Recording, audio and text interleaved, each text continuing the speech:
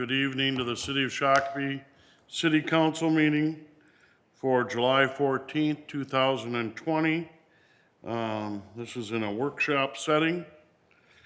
Item number 1, Mr. Reynolds, if you could call the roll. Councilor Contreras.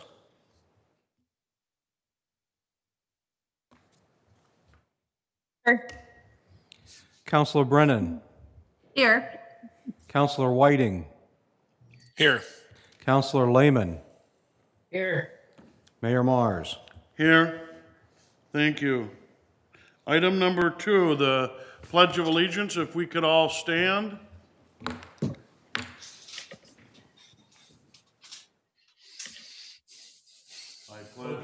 Allegiance to the flag of the United States of America and to the republic for which it stands, one nation, under God, indivisible, with liberty and justice for all.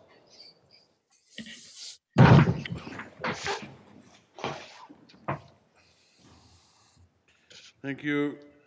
Moving ahead to approval of the agenda, Mr. Reynolds, any changes, corrections? There's nothing to change or correct on the agenda, Mr. Mayor. Just recognize that the numbering and lettering of subsequent pages in the memos was different than what is on the agenda, but we will follow the agenda. We will follow the agenda for the items rather than the numbers on the memos.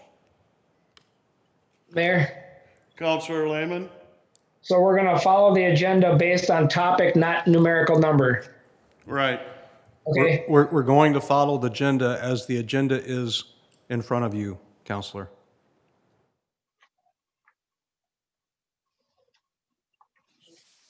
You were correct, Councilor Lehman. Okay. Councilor Whiting?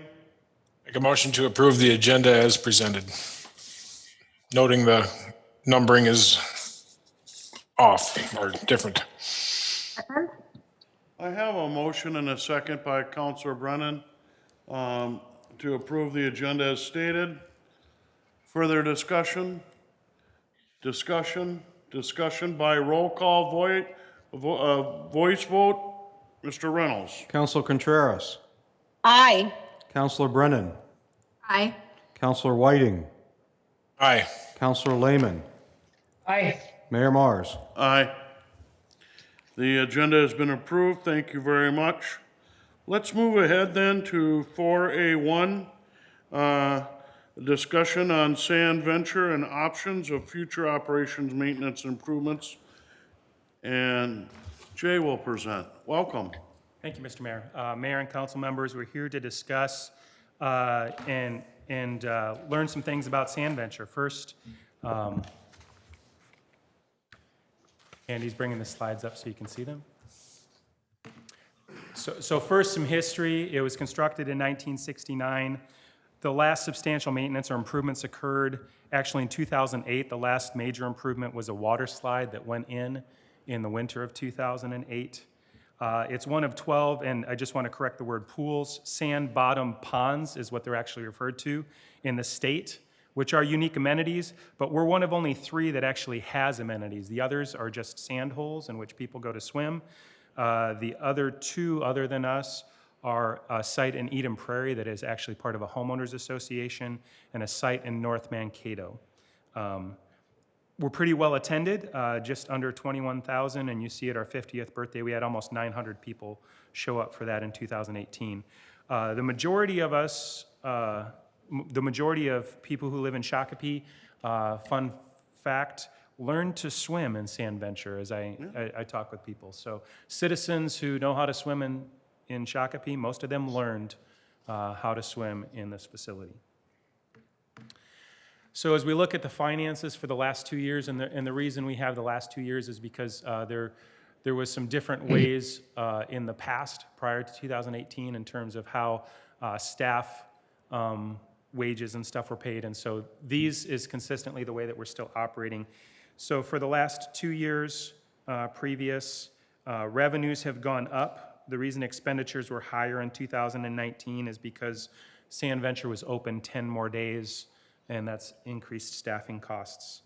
And then the levy impact, as you see there, is interestingly considerably lower than our neighboring cities. There's only one outdoor aquatics facility in the area that doesn't rely on some levy, and that is St. Louis Park, which has a lot more amenities. And so it's roughly 72 to 77% of the levy, and you see the impact on the average value home there.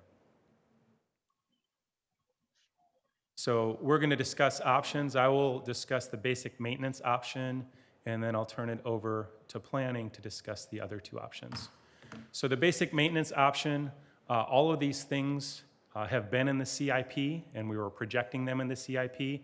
The numbers have changed a little bit because as we've had to work with our contractors and get to the granularity of it, we learned, for example, the filter replacements were more costly than what we had projected, and we have to do all 5 of them in order to get the job done. The diving board lifeguard stands are life cycle replacement, and there's a need there. The pump house roof is in need. The curbing, stainless steel gutters, and the pool liners were all previously under the CIP called subsurface repairs. And the pool liner was the hardest one for us to find someone to repair. The last time the pool liner was replaced was 22 years ago. And so not a lot of folks replacing the facilities like this with only 12 of them. So it was hard to find the contractor that would be willing to do that, and we just got that bid in recently. So total cost would be $741,000 of basic maintenance for us to continue to operate the facility. It's important to note what's not on here that we do out of operations is basic painting and stuff happens annually. It's less than the $10,000 threshold, so that doesn't end up in the CIP. And as we were looking at these, we received a call late spring last year from the Department of Homeland Security that they wanted to do an on-site inspection. This is the first time that we've had that, and it has to do with our chlorination system. And our chlorination option right now, we use the gas chlorine. As a result, we went and we inspected, or not inspected, we toured facilities in the area, and most of the facilities have transitioned from gas chlorine. And I'm going to ask Caitlin to come up and talk about why.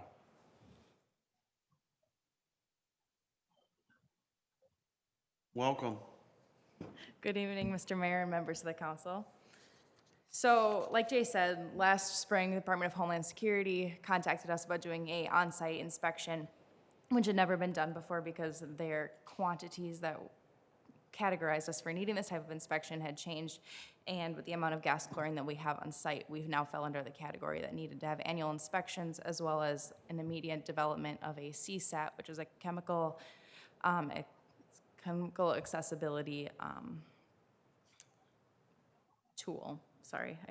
Chemical safety assessment tool. So Terry and I had to develop this very quickly before that they could come and that we would not be shut down last summer. So with a lot of help from Terry and everybody else in the city, we were able to do that. With this, we did go visit other benchmark locations or facilities around the metro, and one that we saw that we liked the best was the AccuTab system, and that was at the Edina Aquatic Park. We were talking with them, and they had recently switched from gas chlorine to an AccuTab system after they had a gas chlorine leak. So theirs was out of necessity in an emergency situation that they had to switch to the AccuTab. So in this table, you can see there are 3 options when it comes to chlorinating water. We have a liquid chlorination system, which is what we use at our indoor aquatics park, but with some assessment of this, we don't think that it would be very feasible to work at a outdoor pool with the amount of sunlight and water that we have there. Also, the chlorine tanks would have to be stored outside because they're too big to fit in the existing pump house, storing about 1,000 gallons of liquid chlorine outside, and then the security measures that would be necessary with that as well. Gas chlorine is what we have right now. It's the 100% gas that mixes with our existing water and then is then put out into the pool. But the AccuTab system, which is the safest option that is on the market right now, uses chlorine pucks that are the concentrated pucks that can be handled by pretty much anybody. So with our gas chlorine, our certified pool operator staff, which is Terry, West, Jeremy, and myself, are the only ones who can change those chlorine tanks. But Terry, West, and Jeremy are the only ones because they've got the fitted masks that are necessary to do so. With an AccuTab system, the pucks are very safe. They are a higher pH, so anybody could do it. Our lifeguards, any other pool staff would be able to help with changing over those pucks, filling the hopper.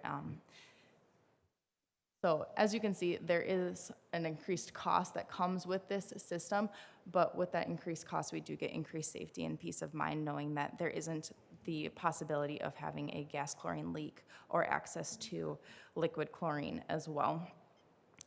So also with this, because we have this gas chlorine and we had to do that CSAT, Terry, West Jeremy, and myself are actually on a biochemical terrorism watch list because of us having access and having to work with this gas chlorine. So switching to an AccuTab system would also get us off of this watch list as well. So it is more expensive, but we do have that increased peace of mind and safety to our community without having the ability or the possibility of something hazardous happening and then having to switch to a different system out of emergency, like our neighboring facilities. Okay. Thank you. So before I transition, I just wanted to highlight this again, that the liquid chlorine and the gas chlorine actually has some risk for staff, and the AccuTab system has no risk for staff. Anyone can put those in. And the liquid chlorine and gas chlorine has some risk to the community if we have some sort of leak. And the reason this was brought to our attention about the AccuTab system was there was a leak that had occurred in Edina, and that was the catalyst for change for them. And I just ask you all to consider about proactively rather than reactively changing to a system that would be safer for citizens and for staff. And it's a relatively small cost, so it's $40,000 once we install it, and it's about 1.5 times annual cost. It's only $29,600 as opposed to $16,900 to annual operating cost. So it's not a huge increase in annual operating cost. Mr. Reynolds? And that would no longer require us to be inspected Correct. because we do not then have a lethal form of chlorine in a storage room. Correct. And the danger, Caitlin kind of touched on this, but having a $4,000 or 4,000 gallon tank outside in the elements is not ideal. Yeah. That would be the liquid chlorine. So this is safe for staff, safe for the community, and it's very effective. Okay. And I will be followed by planning for option 2. Welcome. Good evening, Mayor and Council. So as part of the Parks and Recreation Master Plan, they did take a look at Lions Park and specifically the Sand Venture Pool and made some recommendations. And that included potentially looking at doing a restaurant or some sort of food service operation there that could also serve during the winter months, and making some additional upgrades to the pool that could include things like cabanas. One of the items they noted is it really, from a safety standpoint, it's not really used that much in the evening, but it might be an opportunity to market this as a location for special events. Sand volleyball, which they're showing at the pool. And so one of their recommendations was to do an analysis, a business plan analysis of whatever the improvements would be, what the payback would be on doing those additional improvements beyond the maintenance items that Mr. Tobin mentioned. So again, develop a business model to see what the improvements would cost to work. The other option was to either mothball or raise it and potentially construct a new facility. This is a facility that Confluence has been working on. It's actually now at about $12 million, so pretty expensive item. The payback on this would be a very long time. I think Sand Venture, we found through the parks planning process, is well loved in the community. There was, I think, a general consensus on the committee that worked on this that we should figure out a way to try and preserve it, improve it, make it last another 50 years. Okay. Is that the end of the presentation? Yes. So, And I was remiss with this when I was talking about the finances. So like all of our facilities, we do pay rents. It's roughly about $51,000 annually. And since 2008, they've accumulated approximately 1.4 million in paid rents that has not gone back into pay for maintenance. And so this might be an opportunity to use those rents in order to make these repairs, the $741,000 in necessary repairs. And essentially, Mr. Mayor, members of council, we wanted to bring this topic up for discussion because, as I said last week, it's an old lady that's in need of a lot of attention. I think if you go out there and look, not only, there was mention of cabanas, but if you look at the tarps that are currently in place, they're in really tremendous bad shape. The sound system out there is in bad shape. Just the infrastructure as a whole really needs to be, have some attention to. We didn't want to make the assumption that council was looking for us to do one thing or the other. That's why we kind of wanted to come up here, bring it forward. We're all available to answer any questions. It does have a subsidy, as Mr. Tobin pointed out. But again, it's not an unworkable subsidy. It turns out to be less than $10 for every home. So this is your opportunity to ask us questions and to give us direction, if you would, please. Good. Thank you very much for the presentation, and Councilor Lehman. Thank you, Mayor. A couple questions that I had written down. Has anybody looked into the possibility of not having a sand bottom any longer? Jay? Excellent question, Councilmember Lehman. We're actually headed to North Mankato on Friday. They converted their facility. They took the sand out of it and just put the liner in. And we're going to check it out and see how it's working for them on Friday. Would the filtering system change at all? No, it would still be the same filtering system. In fact, it puts a little less tax on the filtering system because it's not working as hard with all the residual sand. So it's less taxing without the sand? Is that accurate? Less taxing if we don't have the sand in there, it's less taxing on the filters. On the filters, Yes. but we do have to do some. Okay, so I'd be interested in hearing about that, what you find out on that side of it. I agree, I don't think the community at large wants to get rid of it. It'd be nice to see if we could try to get it to break even like the community center. My biggest concern right now is the current financial situation and the projected future economic situation moving forward. I guess I'm not real comfortable committing $12, $14 million, not knowing where the future is going at this point. But I'd be interested in hearing about the no sand option. I'll bring that information back and get it to Mr. Reynolds so he can distribute that to you after we've had a chance to look at it on Friday. Okay. Thank you. Councilor Whiting? Thank you, Mr. Mayor. One question I had on the chlorine system. You had mentioned, or staff had mentioned, that the Sand Venture has the chlorine gas. I'm just curious what the community center is using. Is that also using the chlorine gas system? The aquatic center at the community center uses a liquid chlorine system, and all of that's contained within a special room adjacent to the pool. Would that be the community center pool be something that we'd want to upgrade to this chlorine tab system as well? I think that the system that we have works very well for what it is. They're two very different bodies of water with different purposes. And the cost associated with renovating that space, I don't think it would be cost effective. Terry, do you have any comments on the maintenance with the aquatics facility versus Sand Venture? Would it make sense to convert that?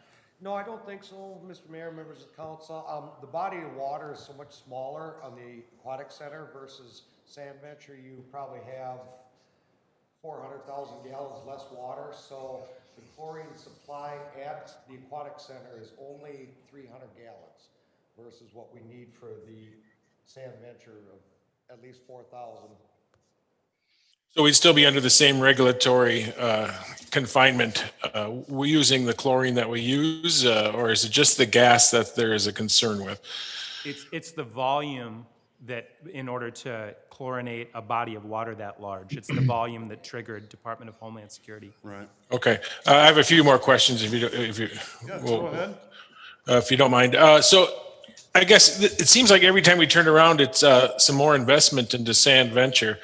And I know we have, I'd like to see maybe a study, and I know Confluence has put a lot of work into doing some of this already, but as Councilor Lehman had mentioned, the no sand option, and maybe some other, I'd like to see some potential public-private investment, if that's a possibility there.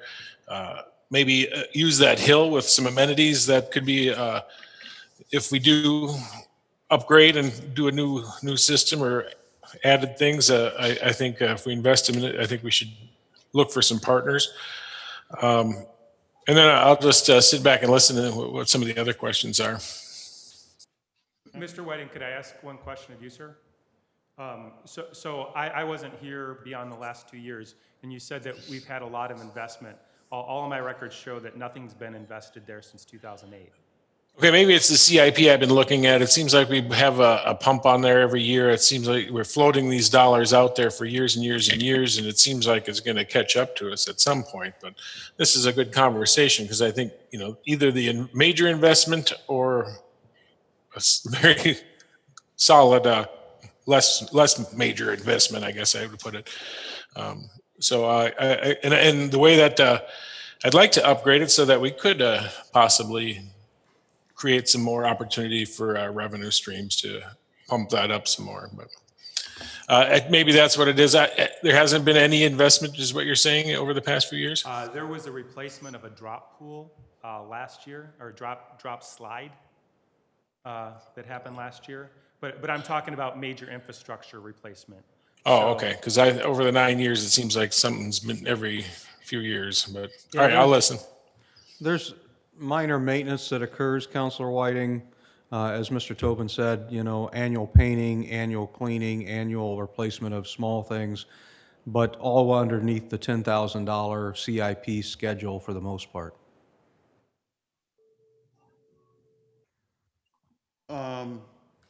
Others?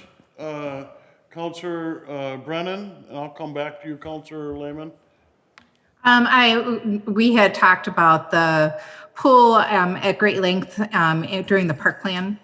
And I think the general feeling or consensus was that it's a good product and a good thing to have in our community.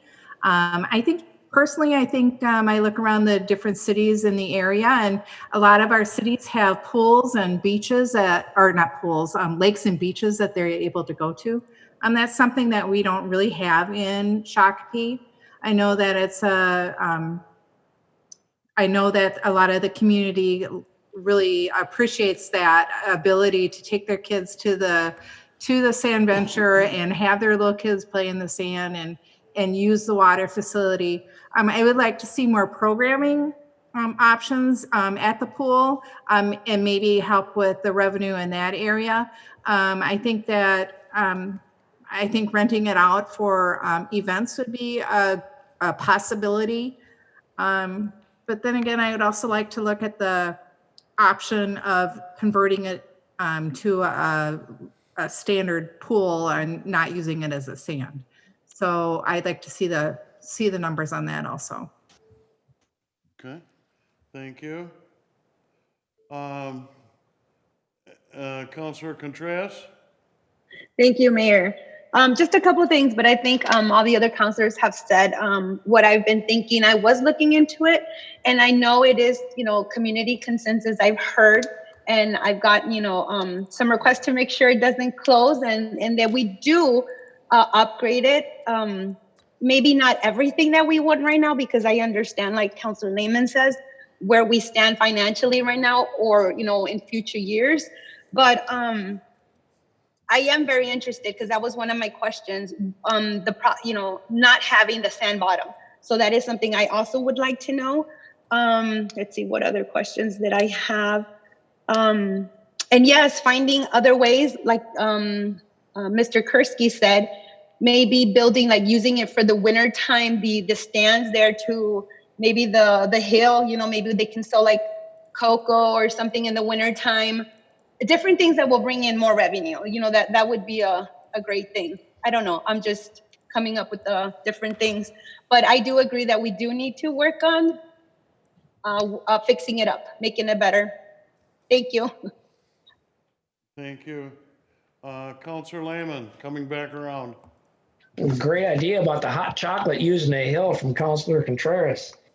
Didn't think of that one. Mr. Mayor, I'm sorry. I apologize. I didn't touch the chlorine tabs earlier in my comments. To me, that's just a no-brainer. We absolutely should be doing that. I think the potential of a catastrophic event with such large tank of chlorine outside and the impacts on the community, because if there's a rupture in a tank that size, there's a large area that's going to have to be evacuated. And depending on which way the cloud is going, there's going to be injury. There's probably going to be burnt lungs and burnt throats and ears, or not ears, but eyes and stuff. So I think that's a no-brainer. I think absolutely we need to change it over to the tabs. I just wanted to make that, it was just an obvious no-brainer to me, but I didn't comment, and I wanted to make it clear my position on the tabs. Thank you. As we explore this topic, this pool is somewhat iconic in our community, but it's 50 years old, and I'm kind of trying to go through my memory of, I know we rebuilt that building or tore down the old building or adapted, and actually we branded it Sand Venture back then. I know over the years there has been numerous pumps being replaced and slides, and we added a bigger slide just off my recall. But then looking at the list of maintenance that has been pushed, a little surprised at the magnitude of that.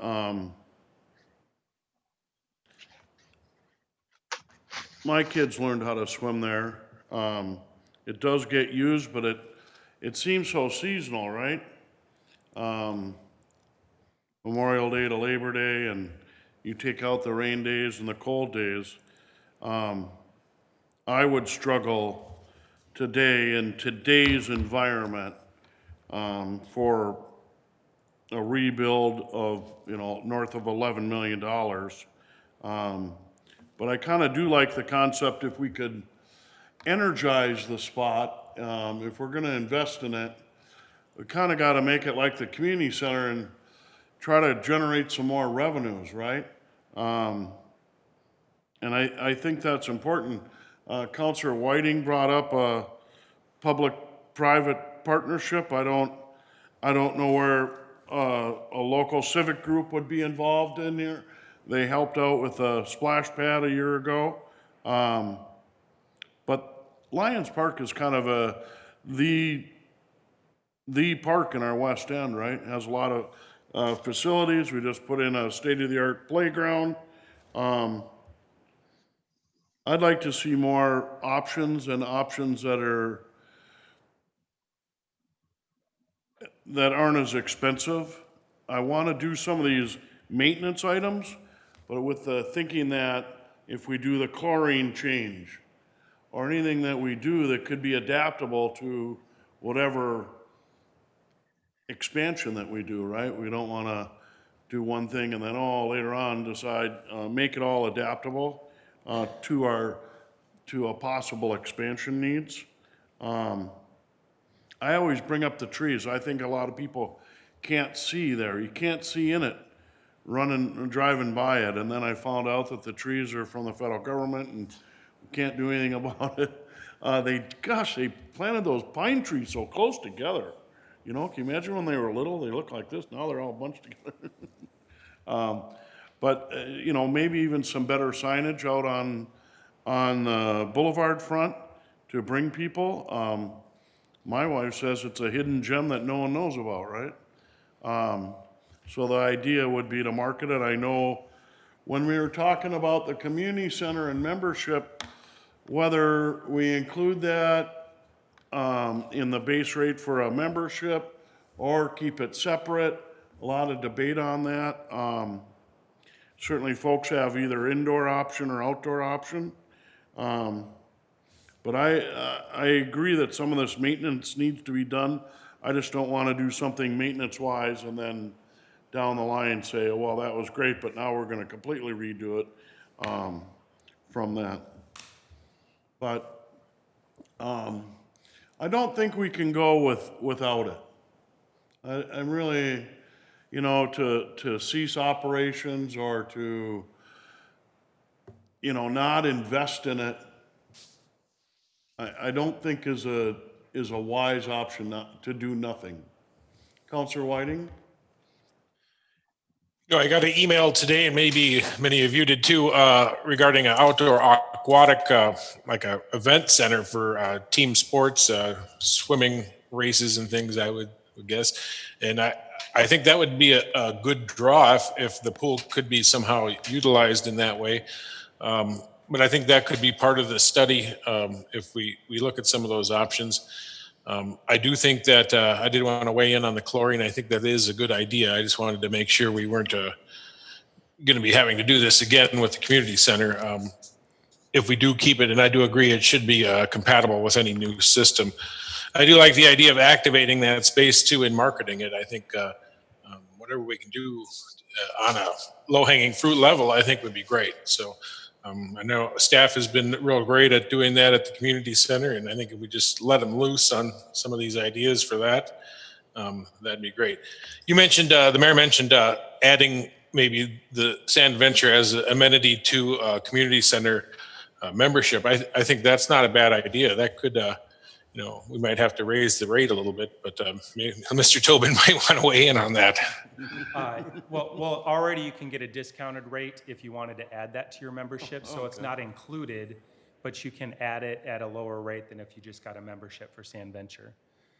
And there's two different models. That's one model that we've been doing. Another model that a lot of neighborhoods use is that's their other facility, and so they only do a drop-in rate. And that seems to help out a lot in terms of you're attracting a different clientele. And I also wanted to touch on in terms of advertising. I just wanted to, we did put a new sign on the corner last year, right across from Hy-Vee. It was a low-cost sign that we paid for out of operations. We recognized that we needed to raise visibility. We also did some marketing, and that's why I believe we saw an uptick over the last 2 years in terms of revenues, because Caitlin and her team have been very proactive about on a limited budget. It's the mechanical side of things that I think needs a greater attention. And when I talked about St. Louis Park, the reason they generate greater revenue is because they have more amenities to attract people. We have one big slide, which is cool. We have one diving board, and we have 2 little slides. So the space trying to fit safely more in is a complex problem to try and solve as well with the existing infrastructure. Yes, Mr. Lehman. Counselor Lehman? Thank you, Mayor. The email that we received, I think they were looking for more of a lap pool type setting for competitive swimming meets and stuff. I'm not sure that this pool is built or physically for that type of use. I could be wrong. I think it's important to note, sir, that the reason they're asking for that is because the one that they use is closing. So the Bloomington pool that's being used by all of those swim organizations that they identified is closing because they're losing so much money. They lose over $1 million annually, even though it's full, but it's not a revenue generator. And so you run into a conflict if you've got a space like that with a built-in user, and then you're also trying to attract people that are day users. They can't be in the space at the same time. Right. Yep.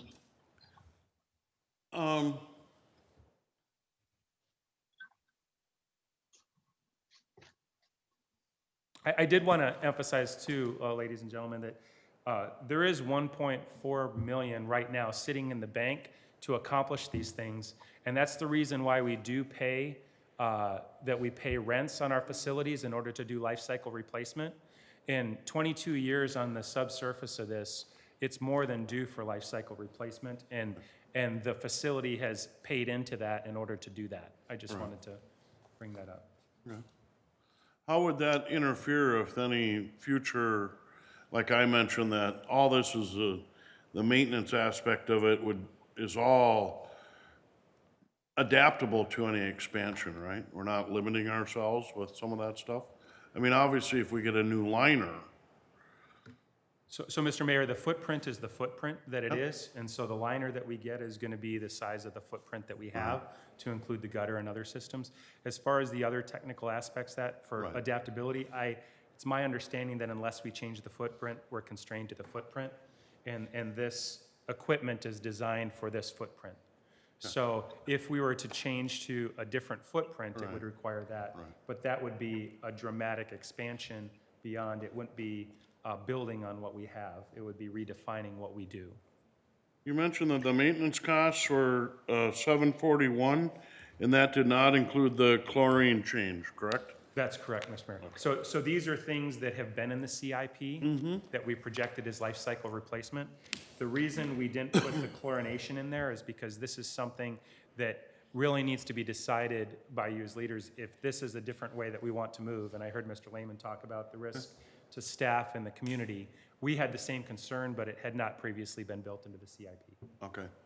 So let's try to just narrow focus a little bit and try to build up consensus, at least just on the chlorination aspect of it. Everybody have a comment, try to build consensus on to move forward on that. Councilor Lehman, you already said that you're in favor of that. Councilor Whiting? I would be in favor of the chlorination system if anything doesn't change, and it could be used for the future, anything else in the future.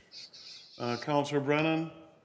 Yep, I think it's, sounds like it'd be easier and safer to use that system, and I think that's not something that we are obligated to do. Councilor Contreras? Yes, and it's the AccuTap system, correct? Correct. Yep, okay, yes. I'm in favor. Okay, and that would be paid out of the accumulated rent, correct? Yeah, I think we have built enough consensus on that. In regard to the bigger items of the 741,000 of maintenance, deferred maintenance, call it what you may, do we want to try to move forward with that? Do we want to see a better breakdown? Councilor Lehman? Mayor, I'd like to get the information on removing the sand or not, and what kind of impact that has on anything. Mr. Lehman, if I could address that, it's my understanding, and I'll confirm this on Friday, that the only thing that would change is the 43,560 square feet of sand would not be included. But otherwise, all the other things within the system, whether we put sand in or we don't put sand in, we still have to do all of these repairs. Well, Mayor, I have to think it's going to be much easier on the filtering system. I've heard that not only from yourself, but I've heard that from past people in your position over the years, that the sand bottom is really hard on the filtering system, adding excessive maintenance and servicing. So I'm looking for actually a savings in that side of it. Mr. Lehman, the filters are all in need of replacement, so you're right, we'll get more life out of them, but unless we change to a different filtration system, which we did look at other filtration systems, and some of those $500,000 to $1 million to convert to a different filtration system, this is really our cheapest option that's in need of life cycle replacement. It will just last longer. Right, and that's less maintenance as we move forward, which is lower cost on maintenance, having outside contractors come in and servicing it on a more frequent basis with sand than without sand. Potentially, and I'll get a better feedback. They did this last year, so they haven't been in operation very long. But there's going to be some additional costs when you take the sand out. You've got to replace all of what is currently a sandy beach with some sort of surface, concrete or something, some other hard surface. It can't just be a mud surface. And we have to remove the sand, so you no longer have the sand surface. Kick back into the water. So there's an additional cost there. I just haven't heard from them yet what that was. Okay, so it might counter each other out, and it might not be worth changing it at all at that point. I'll have better feedback on Friday what it costs them to convert, but And last comment, mayors, I don't have a list of what the 741,000 actually includes. All I have is a one page memo and the slideshow that wasn't included in the packet. Well, we'll get all that information to you. All right. We'll get that information back. We'll get the information to us. Yeah, it's included in the CIP booklet It is, also. correct. Okay. Counselor Whiting, did you have more? Just that if we're in no position to scrape it off and start over with a new facility, so I think we have to support what we do have and do the maintenance as recommended. But I do think we do have to look at the option of removing the sand first and look at every potential change we can do. Okay. I think it's a great, like I said before, I think it's a great opportunity. You know, we're growing to the west. I think we could draw the cities in from the west and those residents to use it. I think we could have some unique programming like log rolling and maybe beginner canoeing or something like that that is unique to the area so that people are using it. So I don't want to get rid of it, and I think that the costs are justified. Okay. Councilmember Brennan, we do log rolling as part of our adventures program out there. It happens. We just don't own one because they cost $3,000 each. Yep. We use Three Lakes, or Three Rivers Park District helps us with that. So at this point, if I can just kind of summarize, it looks like we have the direction to do the investment for the general maintenance. We're going to go back and sharpen our pencils on some other things and also look at activating the space a bit. I just confirmed with Mr. Tobin that, you know, the general maintenance stuff that we're covering doesn't cover things like those tarps, which those tarps are frankly disgusting when you look at them. We really need to replace those as well. But we will bring that information back to you as well as some ideas in regards to activation of the space based kind of along the same line as Mr. Kursky talked about with which was done in the park plan. And then we'll start setting up the general maintenance stuff to be done as soon as we possibly can then, if that works for everybody. What about any, you know, looking at a plan, this pool is 50 years old, you know, trying to set it up for success long-term. I know this maintenance piece is a big hunk of that, but like to see something where, like I said, to energize the park, try to make it a little more year-round or a little more, you know, raise revenues, get an idea of that. I don't think that we would ever get to St. Louis Parks aspect of their big splash pad pool complex. But it'd be great to see what more we can do to get that spot and maybe explore some civic partners. We good on this? Yep. All right. If we are good on that, thank you everybody for participating in that discussion. We would move ahead then to 4B1, the Excel Energy Mountain Bike Concept Plan. Michael, welcome back.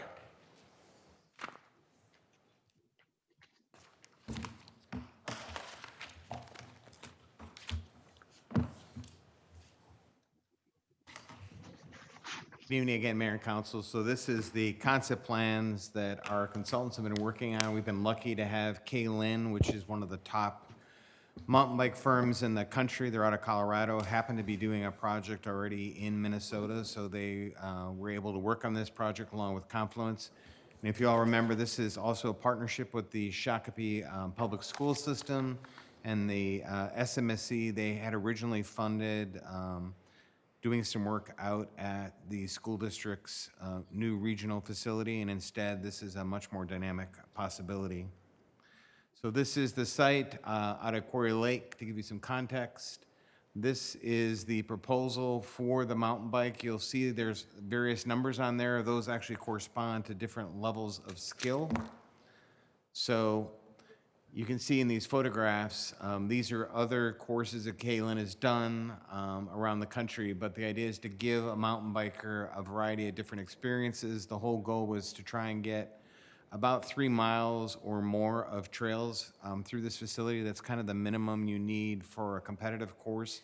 So the school district team would be using this for their training and some events, but also in the wintertime, mountain biking is picking up. It's the fastest growing sport in the country right now. So this would allow residents to use this during the wintertime also. So these are a little bit more complex as you go through the numbers here. So 4 and 5 are steeper trails. 6 is actually a wooden plank trail with some challenges on it. And then as we go around, one of the things we wanted to do is create kind of a straight-on experience that would have some challenges to it. So that's 8, 9, and 10. So when they're racing, it gives them some opportunities. We're having some issues right now with some erosion up in the corner. That's why the trail doesn't go through. But we've been working with the engineering department. They have a plan kind of on the shelf already to fix the erosion control that's happening in that corner up there due to the user that's up on that hill. So working with them to keep the erosion from occurring. So that's where we're at. Everyone's on board to make this happen, and we're hoping to have the construction start this fall. They're actually going to, Kaylin's contractors working elsewhere in Minnesota, they're on the state contract. They will get us a final bid when the construction drawings are done. We'll bring that back to you, but they would, when they finish their other project in Minnesota, they would come down here and do this project. So there would be some mobilization savings on our part since they're already working on a trail in Minnesota. Okay. Questions of staff? Counselor Lehman? Do we have any cost estimates on this? Michael? Mayor and council, I believe the original estimate was about $120,000. I think we have 300 something in the budget this year and another 300 next year. That also includes building the service road. On that particular road, we have an agreement in concept with Excel that they will pay 50% of the costs from the parking lot to their property and 100% of the cost of the road from their property into their facility. So engineering is working on that plan right now, and all of these pieces are kind of working together. But we have about, I think, $600,000 budgeted. I think the mountain bike trail will be somewhere between $100,000 and $200,000. Mr. Reynolds? Yeah, and to that point, you know, we have been looking for years at a way to activate this space without a large capital investment. You'll recall multiple years ago, there were several proposals, including building a $2.5 million facility out there, which ultimately did not get approved by council and did not move forward. And this is quite literally, you know, the best bang for your dollar that you're going to be able to get for activating a space like this. And then we've got some great public-private partnerships with the Xcel Energy and the SMSC and also another governmental entity in the school district. There's a lot of excitement for this course, and I think it's a real opportunity for us to move forward at a price that you just can't beat. Counselor Lehman? Well, I get Excel is donating some land space and use through a lease. Is there cost splitting with the MSC and school district, or is this all on us and our partners are going to be able to utilize it? So Mayor and Council, the school district's bringing about, I think it's $15,000 to the table through a grant they had with the SMSC. But it's really critical for these facilities to work to have kind of an anchor user. It's no different than, we wouldn't have baseball diamonds if we didn't have leagues. So having the school district's team use it gives it some credibility. It'll give us the opportunity to do some events. Those events contract anywhere from 500 to 1,000 riders. Those are people currently not coming to Shakopee. And then the rest of the year, I mean, this is, as Mr. Reynolds said, is a great opportunity for, I think the original trail when I came for a paved trail around the park was over $2 million. Yep. to spend a couple $100,000 and get literally thousands of potential users to this park, which besides the Water Ski Association and some fishermen, it's not very well used. So we've already got several $1 million invested in this park. This small investment will drive a lot of users. Excel is basically donating the use of that property. They, as I said, are paying for 50% of the road cost into the park, which gives us better access for emergencies for the bike park, and also will give them, for they have 4 or 5 vehicles a day, access without going over the train tracks to their property. Last question, Mayor. Yes. Is there a fee to utilize this track like there is for Little League players to utilize the fields? Mayor and council, no, there really is no way to lock this down. I mean, people show up on their bikes and use it. It's like a trail or a walking path in a park that goes all the way around. It does energize this park. Most of the users just drive into the parking lot, sit on the grass, they either watch the boat show. You know, I look at this and it encompasses all the way around the park, which I think is a direct benefit to all of us. Councilor Whiting? Thank you, Mr. Mayor. I think it's a great opportunity, and with the public-private partnerships as we've been talking about, seems like an easy opportunity to activate that space and get a lot of people finding out about it. Another hidden gem. I think there could be some potential for groups to make money on tournaments too, and it might even spur on our bonding project for our PED bridge. I'm not sure where that is these days or today or whenever that comes up again. But I think this is a great opportunity, and I think we should take full advantage of it. Great. Councilor Brennan? As Councilor Lehman may recall, that was a great interest in it during the Park Plan Committee, or with the Park Plan Committee. I think that there was talk about being able to see the trail from 169. So that would draw in people from the community or from the greater community that would see that park and to utilize the park. I know I've gone on picnics in that park, and it's a difficult park to find if you're just wandering around. So hopefully that we can get some signage that's a little bit better so that we can people can find their way there. So I support this. And Mayor and Council, Public Works Engineering in the process of building the 12th Avenue Trail, which will now give, once they get over the bridge, they'll be able to get access on a city trail all the way to this park. So there's a potential for people on bikes to get there safely. Councilor Contreras? Thank you, Mayor. Just to echo what everyone has said, I do support it. I do see that it is a real and great opportunity for just mini events. Like Councilor Whiting said, it could be a possibility to get some, some competitions or something going on. So I feel that it's a great opportunity. So Okay. I'll support it. Thank you. Thank you. Councilors? Councilor Brennan? Is this a motion that we make tonight? I would like to make a motion to approve Excel Energy Mountain Bike Concept Plan. Second. I have a motion by Councilor Brennan and a second by Councilor Contreras. If you could call the roll, Michael, by voice vote. 1 minute. Councilmember Contreras, Aye.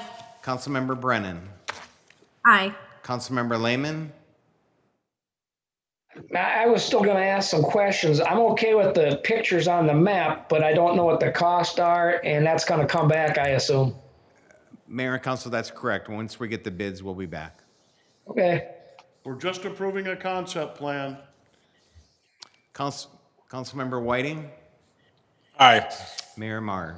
Aye. Councilor Lehman then, did you vote yes? I did. Okay, just want to make sure. Yeah. Thank you very much for that discussion. Moving ahead then to 4B2, the Small Business Relief Program. And Michael, long time no see. Welcome back. Mayor and Council, you approved a program, but there was no funding at the time. Since that time, the city's been awarded its CARES money. So we would like to set aside $200,000 for that program and roll that out. And speaking with Jen Brewington today, who's our economic development specialist, we would also like to add in 2 additional questions. The county right now is running a program, and they had a significant number of applicants already. And also, the federal government gave out a significant amount of money in the Shakopee community. They were able to identify those that received a certain level of funding, but there were probably 100 people that got less than was required to be identified. One of the questions we want to add is, did you apply and are you receiving money from Scott County? And did you apply and are you receiving money from the federal government? Because not that would exclude you from this program, but if we have a lot of applicants, I think there may be an opportunity to look at people that have received nothing so far. So there may be some people that certainly could get 3 different funding sources, but we just want to make sure we're tracking that. Okay, questions of staff, Counselor Lehman? I actually agree with that change. However, I'd add the state level also, since the state put together a grant program also. So I would be asking if they received county, state, or federal funds. Okay. Other questions of staff? Counselor Whiting? You had mentioned that it looks like 12 businesses from Shakopee were awarded. Is there any opportunity to still look into this grant for businesses, or is this closed? Michael? So Mayor and Council, are you speaking of ours or the federal or the county one? Well, so the one through the county awarded 12, it looks like, through the First Stop Shop. So this is something new we'd be putting through, and it wouldn't have anything to do with the clearinghouse at the county? Mayor and Council, that's correct. And the county's program actually does not close until Friday. So they are still seeking additional applications. Thank you. Other questions of staff? I have a few. So just, I think you answered it. I could get money from the county and I could get money from Shakopee. Mayor and Council, you could get money from Shakopee, from the First Stop Shop, from the state of Minnesota, and from the federal government. All right. Then I'm thinking that at 200,000, if everybody went for the max amount, we'd be benefiting 12 or 13 businesses. And then this deadline is like coming up pretty.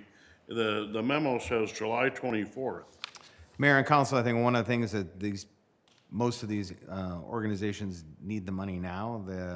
As we continue to go through this pandemic, I think people thought we were opening up and now we're shutting down again. Right, So yeah. this is a way to hopefully get them to a point where they can stay in business. I think the paycheck protection money runs out probably in August, I believe. And then you've got the state grants that are in the process of getting rolled out right now. The CDA, First Stop Shop money, closes Friday, and they plan on rolling that out in the next couple of weeks. So we would be kind of the last money into all of these businesses. Okay. Counselor Lehman? Mayor, you make a good point, but I would argue that knowing what business, if a business applies and has received funds from other sources, since they have to justify the request based on whether it's hypothetically, let's say a business is forced to close and they have 2 employees, and the employees aren't receiving unemployment, or there's holding costs for a meat locker or something in a restaurant. They have to justify these costs, and if these costs are covered by another form of income from another layer of government, I would assume that would be excluded from what the ask is. Yeah. And that's the reason why staff is asking to know what other assistance may have been received. So I'm okay with this, what they're proposing, and I think adding the state, county, and federal clarifies what your concern was, Mayor. Right. Thank you. Counselor Brennan? I just need some clarification. If the application for the First Stop Shop is still open, and we want to look at the businesses that are not receiving funds from the First Stop Shop, will we be prepared for that July 24th deadline? Will those businesses know that they did not receive that First Stop Shop money? Mayor and council, I think we will know. Okay. Yeah, they've been sharing with us the numbers that they're seeing from Shakopee and all the others. I mean, some cities only have one application so far, and I believe we have 13 or 14 for Shakopee. So, I mean, I think given the size of our city, and if you looked at the federal CARES loans that came out, I mean, Shakopee got a lot because we have a lot of small, large businesses here. A lot of it went to general contractors, but we can't see the other side of the ledger for the smaller businesses, and I think we need to know what that is when we're giving out our money, or whether they've gotten money, as Councilmember Lehman said, from the state or from the First Stop Shop. Okay. Thank you. Other questions? Otherwise, I would entertain a motion. Counselor Whiting? I'll make a motion to approve a $200,000 allocation of the CARES funding from the state of Minnesota for funding of small businesses relief program, with the notation Councilor Lehman made about county, state, and federal funding previously received. Counselor Lehman? Second. Thank you. I have a motion and a second by Counselor Whiting and Lehman respectively. I think this is a great opportunity for our local businesses and a great option out of this CARES money. So any further discussion? Discussion by voice vote. Mr. Reynolds? Counselor Contreras. Aye. Counselor Brennan. Aye. Counselor Whiting. Aye. Counselor Lehman. Aye. Mayor Mars. Aye. Thank you all very much. Now, moving ahead then to 5A, our preliminary 2021-2025 capital improvement CIP plan. And I think the idea today is to focus on 2021. Yeah, thank you, Mr. Mayor, members of council. As a reminder, this is a workshop, so we kind of put the normal rules aside. It's a free-for-all. If you have questions, stop us. If you have concerns, let us know. As Mr. Reinhardt points out in his cover memo for the CIP, it's important to understand that the CIP is a plan. It's not a budget. The 2021 portion of it will ultimately be folded into the budget. So recognize that as a plan, everything past 2021, once we leave here today, is fluid. There's quite a possible, things could happen that will change many things that are from 2022 to the end of the plan. So you'll see some numbers there, especially in some of the graphs as he presents today, that absent recognizing that, well, it's like, well, how is this not funded? Well, it's not funded because we don't have the funding for some of these projects. The Innovation Center is a perfect example. If we don't get funding for the Innovation Center isn't happening. And that happens with quite a few other projects. So please keep that in mind. And with that being said, Mr. Reinhardt.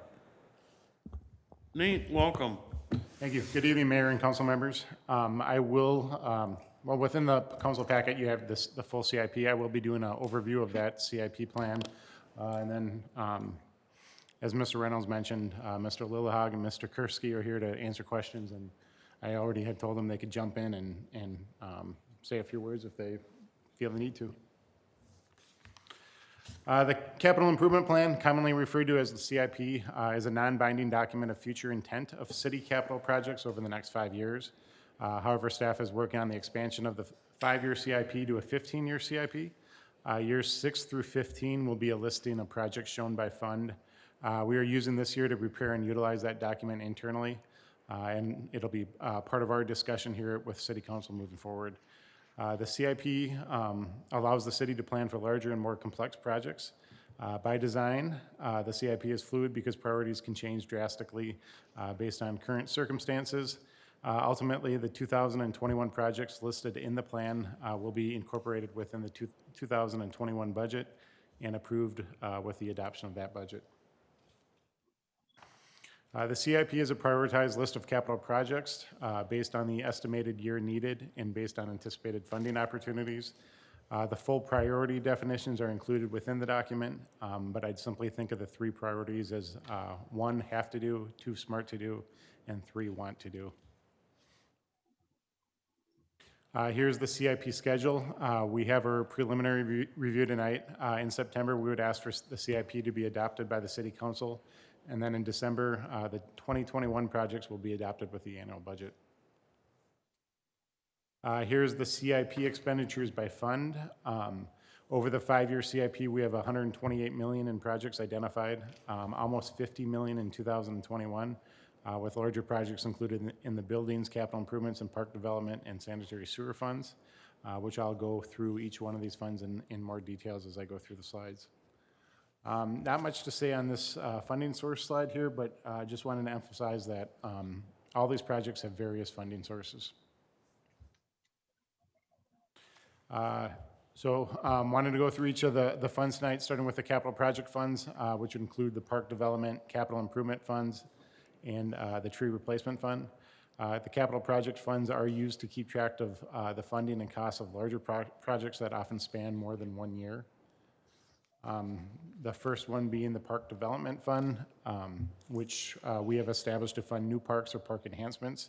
It's funded primarily from park dedication fees. Looking at the past 2 years, we actually received a little over $3 million in park dedication fees. Additionally, last year, the City Council established a $200,000 park development levy. We've identified nearly $30 million in projects in the CIP for park development.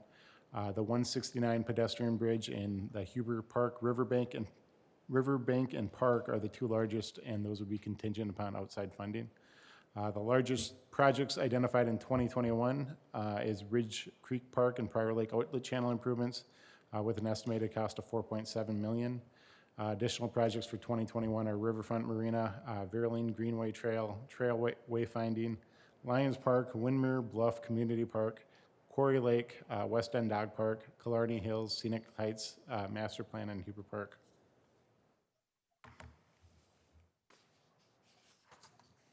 Here's the funding summary for the Park Development Fund. I put a box around the funding amounts that are currently identified to come from the Park Development Fund.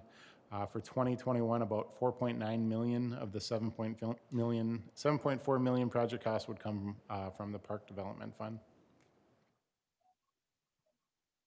And then for each of the funds, I've added a cash flow forecast, which Administrator Reynolds described earlier in his introduction. The forecast includes the 2019 actuals and then projections moving forward based on the CIP that's being presented tonight. For 2020, so current year, we've adjusted the project cost for revised estimates or construction bids that we have received so far this year. The red bars represent the expenditures for the year, and then the blue line shows the cash balance projected over the 5-year span at the end of each year. At the end of 2019, the fund had a cash balance of $3.5 million. We're anticipating the cash balance to remain positive through 2021. However, the 2022 ending balance is projected to fall. There's a number of projects within this particular fund that have unknowns as far as timing, scope, and funding sources, which we'll need to address as we move forward. So we don't intend to actually run a deficit in the future, but what this chart is showing that we do need to make some modifications either to the funding sources or project timing to close the future gaps that are shown here.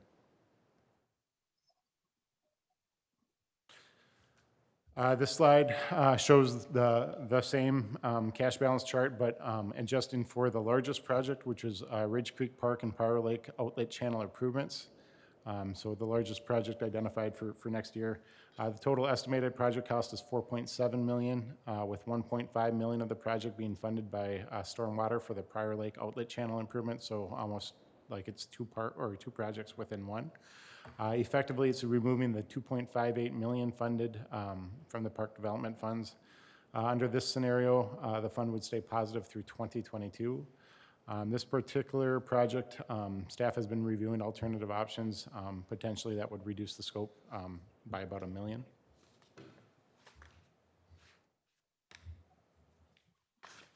The Capital Improvement Fund accounts for infrastructure improvements, primarily streets. Funding is coming from $700,000 capital improvement fund levy and about $900,000 a year in franchise fees.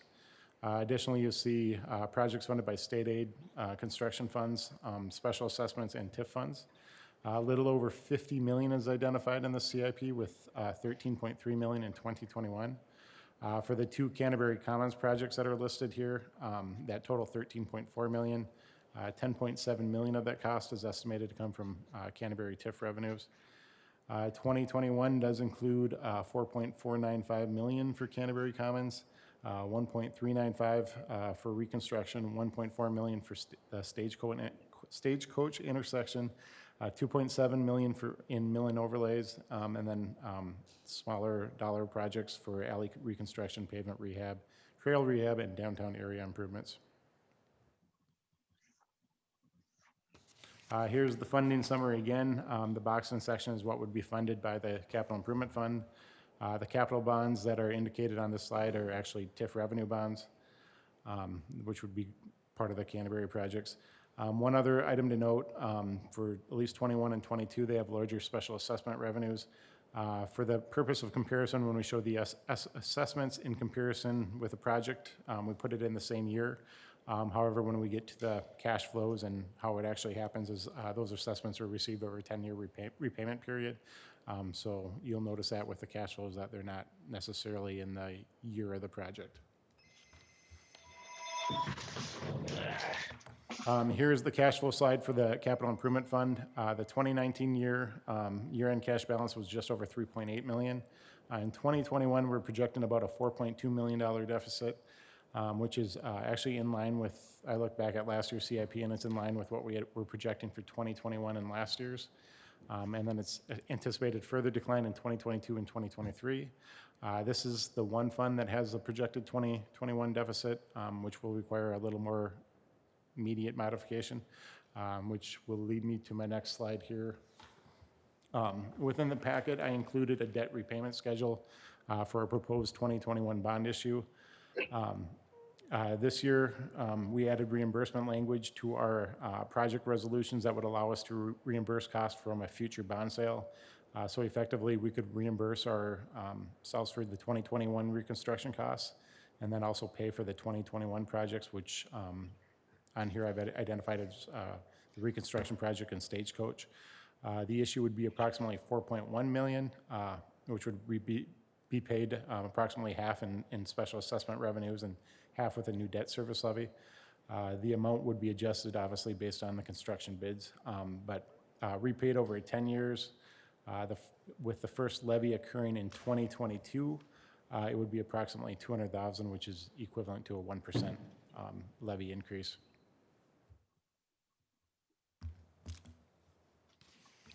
The bond issue would effectively deposit an additional $4.1 million in the CIF fund, and then move the special assessment revenue from the CIF fund into a debt service fund, along with the new $200,000 annual levy. Without the 2021 issue, we'd be looking at a $4.2 million deficit in 2021, and then with that debt issue, we'd project about a $450,000 deficit. So as far as having potentially a small deficit there, if we end up with a positive variance in the general fund, there might be some flexibility as well, but there's also some flexibility within, not knowing what the actual bid costs of certain projects will come back, or even the timing of certain projects might kind of be some other alternatives to close that smaller gap. And then moving forward, potentially we could do the same type of bond issue in 2023. Questions? Oh, go ahead. I'm sorry. Yeah. I apologize, counselors. They had the slideshow up. Counselor Lehman. Yep. My question on the bond and the levy required. So the levy would be all the taxpayers would be paying for this. That would go in to pay for the debt service on the bonds. Where would the assessment payments go? Okay, so the bond would be repaid half with levy and half with assessment. So about 2 million of the cost would come from special assessments or tax levy and 2.1 million from the assessments. So they would be both being put into the debt service fund to repay this bond issue. Okay. Got that, So Counselor? effectively, instead of, and you can utilize, basically you'd get the cash up front for the special assessments, and then it would be repaid over Over that 10-year time. period, over time, Right. based on the special assessments being repaid to us.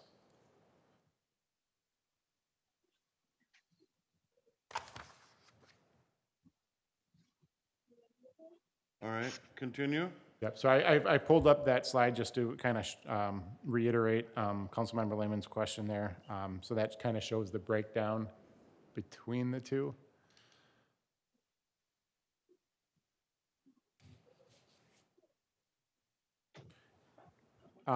Yeah, and then I was just going to mention, we could potentially do the same thing if all the projects move forward as we have scheduled. You could potentially do the same thing with 2023, where you'd lump in 2022 and 2023 projects. But that's not necessarily something we need to figure out right now, but that would be a potential option.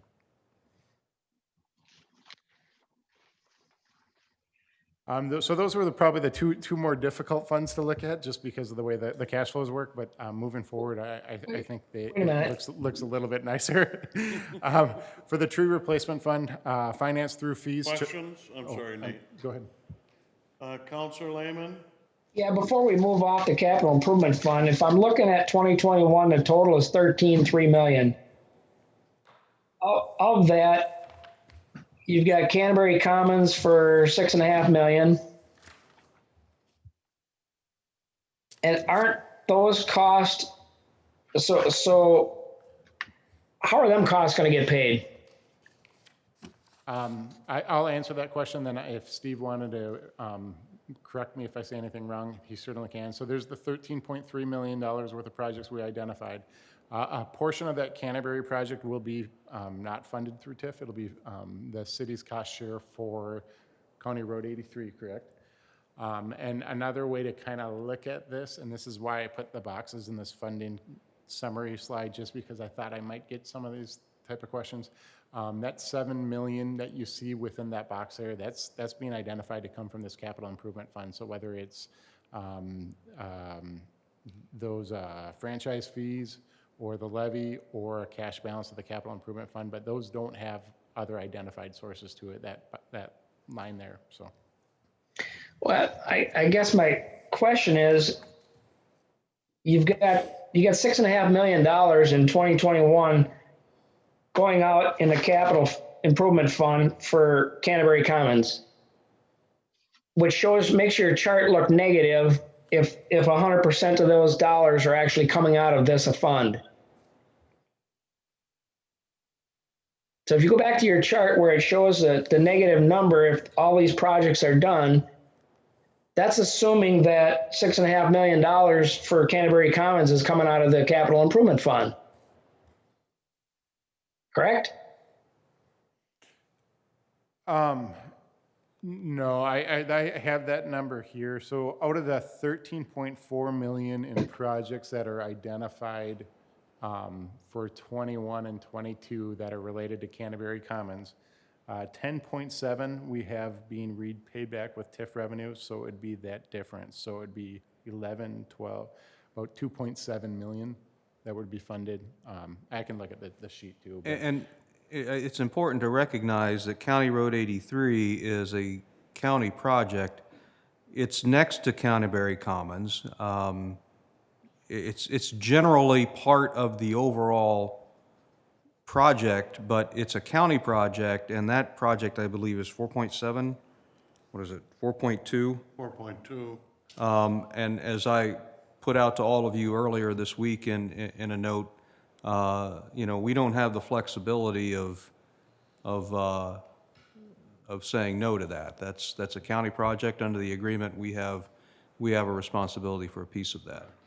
That, from what I understand, and these are good questions, I guess that the 4.2, I think, is labeled, because I had question mark to it too, but even if Canterbury wasn't doing anything and they were gonna rebuild 83, Correct. this would be our share, our city share, much like in Prior Lake or anything else, so, And this project was on the boards before Canterbury Right. Commons was being developed. right.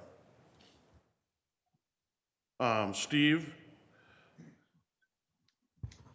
Mayor and council members, I would also like to add that a portion of that $4.3 million project for County Road 83, we'll be using our state aid gas tax money for a portion of that. And then we are currently, the county's currently working through plans and specifications on it for bidding. It's a $12 million project. We could actually see as much savings up to $500,000 or even $1 million. We have a substantial amount for that project that we will need to pay for right-of-way acquisition. So we could see a huge swing on this project. So stay tuned. We're working with the county on a cooperative construction agreement for that project. And fingers crossed, I am expecting that 4.3 to be reduced. But this is the worst-case scenario that we put in the budget currently. Do you know when that project is to be bidded? I expect it, so it's construction next spring, so Bid this early fall. winter, Yeah. early next year possibly, yep. Thank you for the clarification. Does that help, Counselor Lehman? A little bit. Counselor Brennan? I appreciate the comments on County Road 83. That was a question that I had also. I also have a question about Stagecoach. And Stagecoach, I know that was on this year's CIP and was pulled off to have a traffic study done on the Cretex property. And I'm just wondering if that's been completed, and do we think that can be put, or do you think that project can be put off for another year? Steve? Mayor and council members, this project is derived if a development goes through. If a development in that area does not go through, this intersection project would not be needed. The project would almost wholly be assessed to that developer, with an exception of the money that the city was already going to invest for the pavement management of that section of roadway. So it's almost holistically a directly assessed project to that developer. So if that development goes through, our recommendation to the city council would be is we need to program and build that project. But again, it would be assessed. If they petition the city to build it through the 429 process, then it relies on the city to cash flow it, if you will. But the developer has not necessarily chosen that route yet. They could choose to fund it directly and fully. So this project might fall out of the city funding scenario, if you're following me. Counselor Lehman? Mayor, the 1.4 for Stagecoach, if it's directly funded by a development, then should be reduced off to 13.3. If it's a 429 project, we cash flow it, but then there's revenue coming in off of that. So there again, it would change the chart. These charts aren't reflecting all these variations. And we have that throughout the CIP. Innovation Center is a good example. It's showing it as a pure expense on both of our documentation and on our charts, bringing the fund balances low, but these are not supposed to be our direct cost. So somehow we need to take this document and highlight items that are not our direct cost and remove them from our bottom lines and our charts. Well, what we need to accurately account for all the costs. Now, if you'll go back to the CIP book itself, you'll see the funding streams broken out for each project. So it's kind of difficult to do that on one chart. What we're doing is pointing out what the total costs are with the recognition there are various funding streams for each project.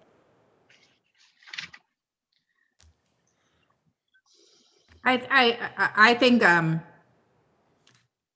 I thought that same thing. I had the same thing in my mind too, but I had to realize that this was not a budget that I'm looking at, and it's just a project list that I'm looking at. So that helped. I know that like Mr. Reynolds said, the actual breakdown of the costs are in each individual CIP. Okay. But it is confusing. Let's have Nate continue a little bit here, then we'll come back. Yeah, I'll just make kind of a comment on that too. So within the budget book, I've got I've got different sections for each fund. So one has the cash flows. So the cash flows have all the revenues and the expenditures based on when the anticipated timing. So for example, the special assessments I have not all in one year. I have that spread out, but it should have all the revenues and the expenses within that cash flow, and it should be updated as of, what I know we expect to happen in 2020. The next one has the next one for each fund has the projects listed, and then below that has the funding sources listed. So that should have, this project's going to be paid by whatever it might be, special assessments, park development fees, whatever it might be, but they're tied to that project cost. So what the cash flow is doing is actually kind of making it a little bit more accurate with the timing. So that's kind of the intention there. If you follow me. and I think once you become more familiar with maybe how I have it laid out, it'll make a little bit more sense the more we go through it or the more you see it. Funding source summary.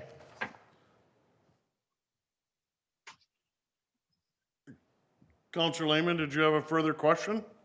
Yeah, he's talking about the funding source summary page, I believe. That is correct. And there should be one for each of the funds. Funds, right. Yep. The one thing that limits it to is it's by year of the project versus sometimes the revenues may be a little bit different than the project timing. And that's why So I added the cash. I have a question on the funding source summary page. Go ahead. In 2021, it shows the cost sharing MnDOT and federal of 16,250 for Innovation Center, and then it shows 5 million in 23 and 3 million in 24. I believe, is this the slide you're referring to? Yep. Yep. What's the 23 and 24 cost? Well, and again, Counselor Lehman, the 23 and 24 are pegs. If the project doesn't happen, those don't exist. I think his question was that I know we're not supposed to be looking that far out, but the cost sharing carries another $8 million for those projects. It actually is not defined as the project, but I assume the 16.2 is for the Innovation Center. Are we getting other grants or dollars available? 16.2, that's MnDOT. That's what I'm seeing. That's not, I think that's what Counselor Lehman's getting at. Correct. but that's not the Innovation Center. That 16.2 is MnDOT projects.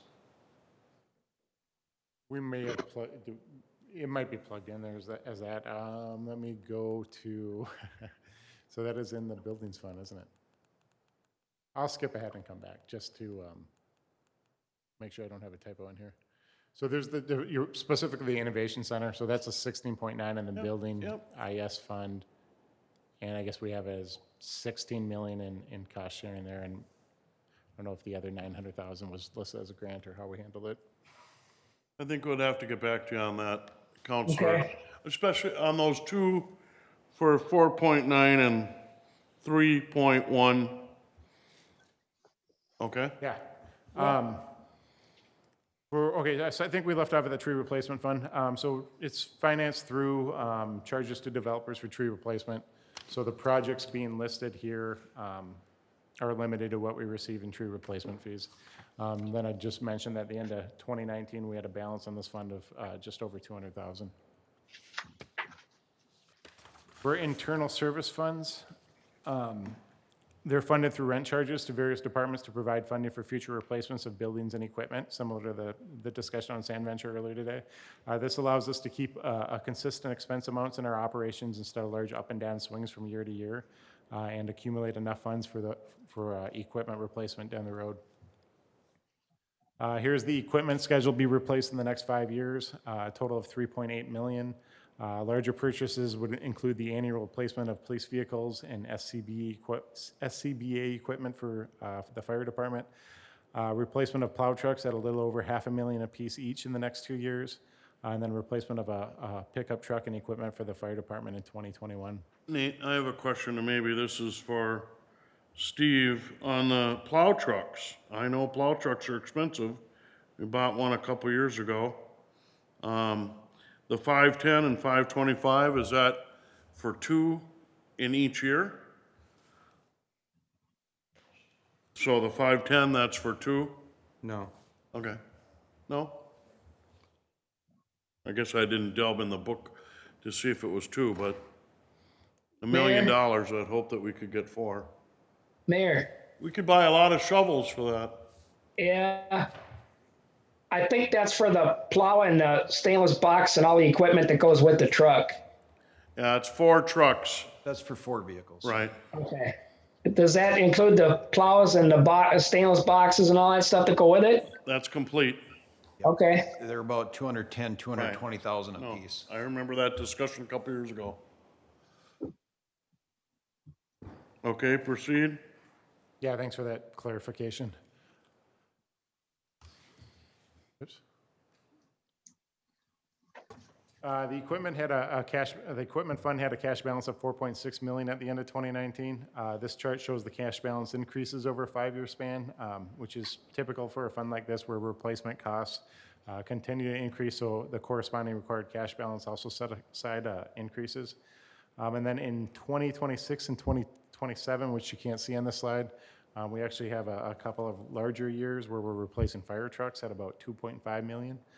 So that's kind of one of the reasons why we're moving to a 15-year CIP, is that we can kind of project out even further than 5 years. In the past, the city had reduced this fund without looking out on a 10-year cycle, and we had to readjust a couple years ago because for the rents, and the reason is because the lurking fire trucks that are always around the corner, and if they're not there, you look at this and you would say, well, why we're charging too much for this fund?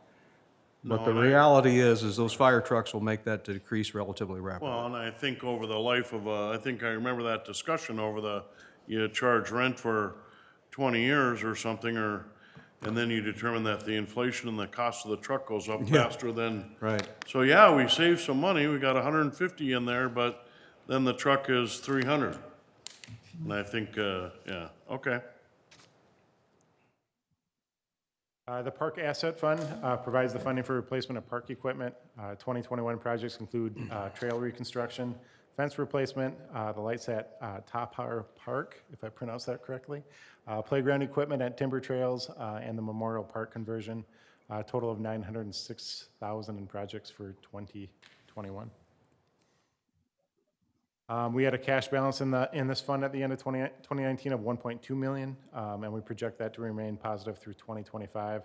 Last year, the City Council approved the transfer of accumulated funds for the Community Center, Ice Arena, and Sand Venture facilities from this fund to the Building Fund, which would explain that kind of that dip in cash balance between 2018 and 2019. The Information Technology Fund pays for our annual technology costs, which are around $600,000 per year. These costs would include costs with Logis, hardware replacement costs, software costs, and network costs. Here are the cash flow projections. We had a little over $700,000 at the end of 2019, and then each year our rent charges would be set to cover those annual costs as we move forward. For the Building Internal Service Fund, I could only fit 2021 and 22 projects on one slide, and the others are on the next slide. The Innovation Center, which was brought up earlier, is estimated at $16.95 million.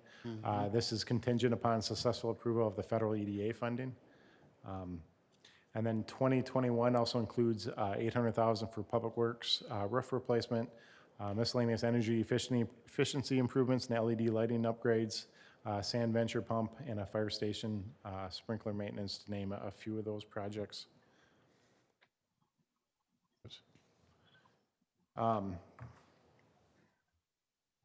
So in total, we have $6.4 million in projects that would be funded from internal rent charges over that 5-year span. Yeah, I guess it does say federal here on here for the funding source, which I'll have to go look at the project sheet, but I believe the intention was for it to be completely funded through that grant. And then at the end of 2019, the cash balance of this fund was $5.5 million following the transfer of those park asset funds. Projections show we're likely to remain near that $5 million level over the next few years. And then our last fund section would be enterprise funds, which would be our sanitary sewer and storm drainage utility funds. These are funded through external utility charges. So the rates we set should be sufficient to fund operations as well as capital needs such as equipment and infrastructure. The sanitary sewer fund, we've identified $8.8 million in projects within the CIP, with $6.8 million identified in 2021. Those projects would include lift station number 16 rehab, $4.3 million for utilities extension, a vac machine, decommissioning of Whispering Oaks lift station, sewer extensions, and the West End lift station and force main. The larger utility extension that's listed here would be funded $1.05 million from the CIP fund and then $3.1 million from special assessments. Okay. At the end of 2019, we had $8.1 million in cash balance. We're anticipating that to decrease over the next 3 years to fund some of those projects we identified on the previous slide. However, a large portion would be funded through special assessments, so we'll recoup some of that cash throughout the life of the assessments. And then preliminary, we're looking to keep the rate increases at a minimum or hold these rates flat for 2021 for both utility funds. The projections shown here are assuming that we have no rate changes for both the sanitary sewer and the storm drainage fund. And then the last fund, the storm drainage funds, $6.7 million in projects, including $1.7 million for 2021. 2021 projects include the annual storm pond improvements, drainage, flood prevention improvements, skid steer loader, tractor mower, tanker, and Valley View drainage improvements. And then my last slide here. So we had $14.3 million in cash at the end of 2019. Similar to the sanitary sewer, we're projecting that to decrease over the next few years as we complete the improvements we talked about tonight. That is my last slide, and I know, as I mentioned, both Mr. Kursky and Mr. Lillehag are here. If I missed anything, they're welcome to add to what I've presented. All right. So, around for questions. I can start. I guess one of the key things here was about Ridge Creek. And Ridge Creek has been in the works for a couple years as one of our premier parks. And it is, to me,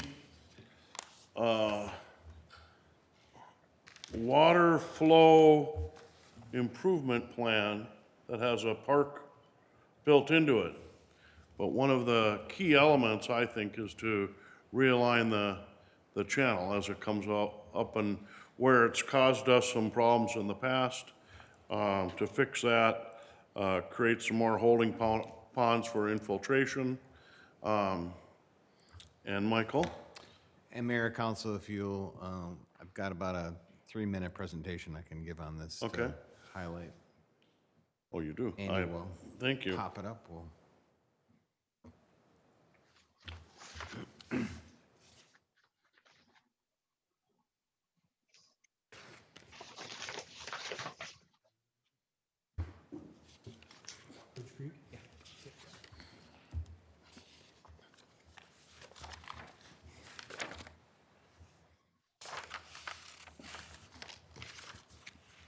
So Mayor and Council, I thought it would be good to look back. So as the mayor mentioned, this is not, the Prior Lake Outlet Channel is actually pretty new. And you can see back in 1990 when this was a horse area, it just got cut through this area because it was the quickest and easiest thing to do. And we've kind of lived with that. I won't call it a mistake, but that engineering marvel, because we make water make two 90-degree angles to get it to go to the river, which is not usually a good idea.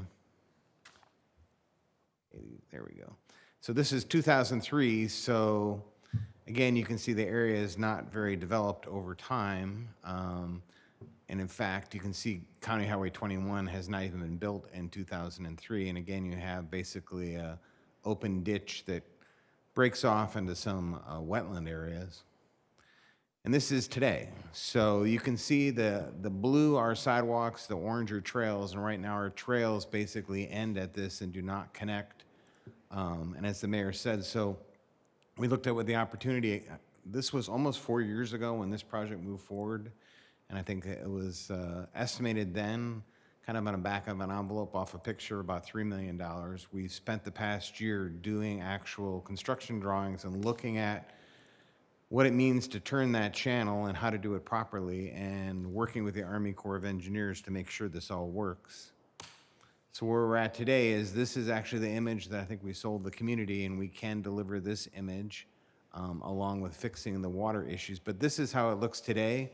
I think one of the things we found going through this, we were going to remove a lot of the existing native materials as part of this project. And this is really the effect we want. I don't think the general public cares kind of what the plant material is, except that it be green. So we've been working with engineers and our consultants on how do we make this happen. So this is the final plan. So we now will have 2 holding ponds that will drain through this area. Originally, there was one large one who ran into some issues with the Army Corps, and thanks to engineering staff and our engineer on this project, we were able to get the Army Corps to agree to do 2 smaller ponds, so we'll still be able to have the experience everybody wanted. There's still an extensive boardwalk through this project and also a hardened trail, so it'll be both for pedestrians and cyclists will be able to go through here.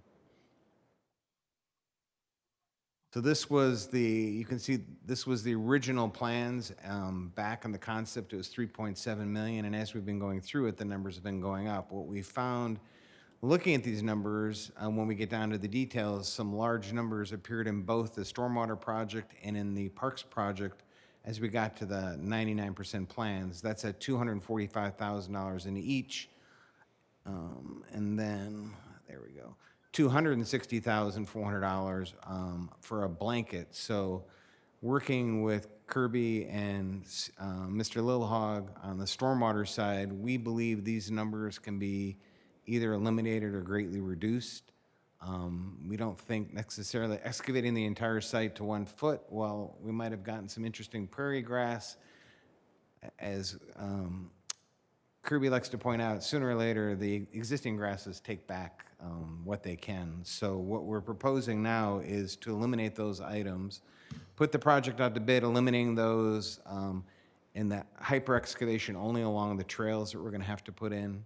And we believe, based on the number of phone calls we've been getting, there's going to be a very competitive bidding project because a lot of this work could be done over the winter, that we finish up the projects, get it out to bid, and then we bring these bids back to council in the late fall. So we think that there are a number of really large contractors that are going to be looking for winter work this year, and that we can get this project back closer to the original budget. All right. One of my questions about it, I'm a fan about this park because I think the Upper Valley Drainage or the Prior Lake Outlet Channel and correcting the 90-degree turns.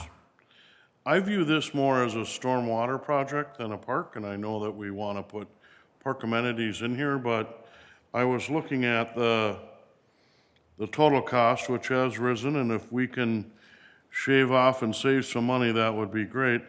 But I look at Park Development Fund is paying almost 2.6 of this, and storm drainage is paying 1.5 of it, and wondering why there isn't a greater balance. Well, Mayor and Council, I think a lot of the expense is the paving, the culverts, really putting the amenities in now. I think this is not a park we can go back later and stick things in. I think we don't want to go back into a wetland area once it's restored, and that was one of our lengthy discussions with the Army Corps. You know, we're only going to do this once. I think the other thing to point out is there was $500 and I believe $65,000 dedicated specifically by ordinance out of Lennar's funding when they donated all the land and that cash. We did get $250,000 for those amenities from the state of Minnesota. And then Mr. Lillehog and staff were able to get some grants towards the stormwater. So there's close to $1 million in grant money in this project, either through park dedication money or grants from the state or the watershed districts. Also, there are a couple other, land in this area is becoming not very available anymore. There's still a couple of sites around here that we've been talking to developers about that would generate between $400,000 and $1 million in park dedication, depending on what they end up ultimately doing. That is immediately adjacent to this property, so they would not be doing their own parks, and it would actually tie into Ridge Creek. All right. Other questions specific to Ridge Creek? Counselor Lehman. Mayor, when we first accepted this land for this type of natural park, I didn't think the cost would be this, so I'm all in favor of reducing the cost. Okay. I think we all are. I think the boardwalks are expensive. I think the bird watching barn is expensive. I think there's a lot of amenities on this that don't necessarily need to be there. Councilmember Whiting. Oh, Counselor Whiting? Thank you, Mr. Mayor. Just want to thank staff for all the work they've put in on this park. And again, looking at some of these cost reductions is a good idea. I love the idea of a natural park. I think that's great. But if it's going to be taken over by the native grasses after we've planted wild plantings, maybe we do need to rethink that. And I do think that it's great that we're going to plan this once and be done, because we don't want to be messing around in there. But that's all I have. Thank you. Others? Others? Counselor Brennan? I've always liked the idea of the natural park also. And I do like the boardwalks. I've never liked the corn crib thing. And I'm, if there's any way that we could spread those projects out over a number of years, I'd be more satisfied with that. But I'm not the water expert here and how things should be done. So I would have to trust the staff that the project, you don't want to go back in and mess around in that area. So, but I do like the natural park, and I do like the straightening out of the Prior Lake channel. I know that that's been an issue for a number of years. And it seems time to correct it. And I want to give a lot of props to Mr. Templin and our stormwater engineer and Mr. Lillehog and our consulting engineers bar in this. This has been a lengthy discussion, particularly with the watershed districts and the Army Corps of Engineers, because we only want to fix this once and we want to do it right, and we still want the public to be able to use it. So it's been an interesting push and pull process. I think it was interesting to see those overhead views of this area that is generally known as Southbridge, and the no development and the housing coming in, and, you know, over the years, the old, I think, the MnDOT parcel where our dog park is, and it came with a lot of restrictions, right? So I don't think that space is fully utilized the way a community would want it because of some of those restrictions. Yes, we have Dean's Lake, but really it's a trail on the north side that passes that backwater there.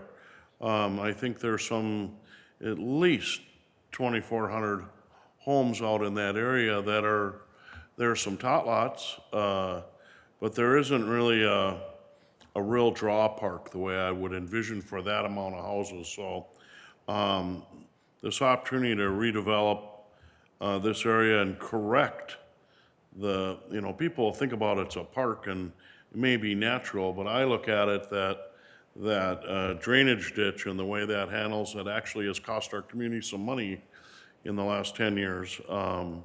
That has an opportunity to have better flowage, better hold back power, to actually maybe clean some of that water before it gets to the Minnesota River would be great. Just got to find a way. So sharpen the pencil and, We'll be back, Mayor. all right. Other comments on Ridge Creek? I have a couple questions on the CIP and these fund balances. So in regard to like the Park Development Fund, and are we thinking that zero growth to see those dip with some bigger expenses here over the next year or so? Are we, we've had a lot of growth in our community every year, and yes, we're now in a COVID situation, so are we planning for when I see these charts, is this a very, very conservative approach on our growth aspect? So essentially, you're asking whether or not we figured in the income. Yeah. We've done some forecasting on that. Some, but the reality is that we really need to have bankable income in order to make it part of the plan. Right. So, but Mr. Kursky can talk a little bit about our current rate of growth and how it has not really been impacted by COVID up to this point. Yeah. Well, and I think we all sit here as council members and value and appreciate the conservative nature of it all. So Mayor and Council, I think what we're seeing right now, we're actually greater number of permits this year than we've ever seen probably in 10 years. And specifically in the single-family home market, we're seeing a significant growth. I think the difference we're going to see here is, so Windermere is a good example. They've been rolling out the master plan that we have, but they've spent a lot of money on land out there, and that's expensive land, and they've been giving us the land. I think that'll be one of those parks that over the next 5, 10, 15, 20 years, it'll get built as we get additional park dedication in, because most of those are going to be kind of what I'll call, so Ridge Creek is kind of a regional amenity. I think Windermere eventually will become a major regional amenity for the entire West End. But a good example would be the dog park was identified to have one in the West End. Well, we're getting the land donated for that, plus the park dedication funds to actually build that. So Right. that's how we're calculating that out. We have not been overly optimistic, I think, on our projections. I think the big blowouts on the budget, as Mr. Reynolds mentioned, are the riverfront, I think, is in there for $10.5 million. And in the park dedication fund is the 169 bridge. Yeah.